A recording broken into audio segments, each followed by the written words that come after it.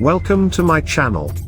As a result of the shelling of the colony in the village of Yelenivka, where Ukrainian prisoners of war are held, including defenders of the Azovstal plant in Mariupol, 53 people were killed and 75 were wounded in various degrees of severity, representatives of the self-proclaimed DNR claim. The Ukrainian side claims that the Russian military carried out a targeted artillery shelling of the colony with Ukrainian prisoners of war in order to accuse Ukraine of committing war crimes, as well as to cover up the torture of prisoners and killings, which, according to the General Staff, were carried out there.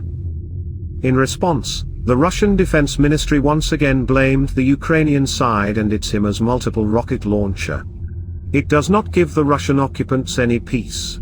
Shortly before the official statement, the Ukrainskaya Pravda newspaper, citing its intelligence source, wrote that artillery strikes were recorded in the direction of Yelenovka, but, according to the publication, not by Ukrainian, but by the Russian military.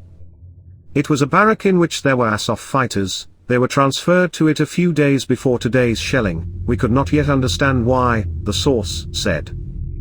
Advisor to the head of the presidential office Podolyak also states, "We know that some of the captured defenders were transferred to the barrack several days before the rocket attack."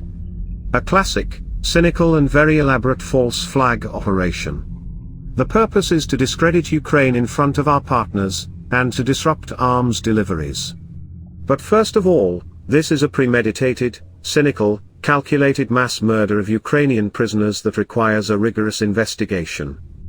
After the start of the war, the occupants set up a camp in the village of Yelenivka for Ukrainian prisoners, including volunteers.